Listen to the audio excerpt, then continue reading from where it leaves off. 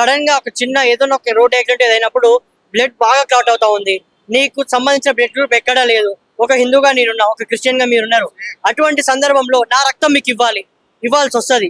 అప్పుడు నా రక్తాన్ని మీరు స్వీకరిస్తారా? తప్పకుండా. నేను ఇదే ప్రశ్న మిమ్మల్ని కూడా త్రూ మీడియా ఇతరులకు అడగాలనుకుంటున్నాను. ఎందుకంటే ఈ మధ్య కొంతమంది మనం హిందువులు వస్తువులు కొనే వాళ్ళు, అమ్మే వాళ్ళ దగ్గర కొనాలి, హిందువులు ఎవరైతే ఉన్నారో వాళ్ళ షాప్ దగ్గర షాపింగ్ చేయాలి అంటూ ఉన్నారు కదా. మీ ప్రశ్న నేను ఈ మీడియా ద్వారా వాళ్ళని అడుగుతా ఉన్నా.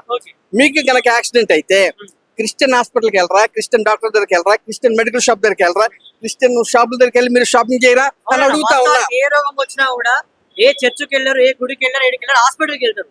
హాస్పిటల్లో వైద్యులు హిందూ గానీ, ముస్లిం గానీ, క్రిస్టియానిటీ గానీ, సిక్కులు గానీ ఎవరైనా కూడా ఏ ఆరోగ్య సమస్య వచ్చినా కూడా ఏ గుడికి వెళ్ళరు, చర్చికి వెళ్ళరు, మసీదుకి వెళ్ళరు, హాస్పిటల్ కి మాత్రమే వెళ్తారు. డాక్టర్ ఎవరైనా కానీ అక్కడ కూడా అన్ని మతాల వాళ్ళు ఉంటారు కదా. మనం వాళ్ళు అడిగి నీ క్యాస్ట్ ఏంటి అని అడిగి అప్పుడు ట్రీట్మెంట్ చేసుకుంటావా?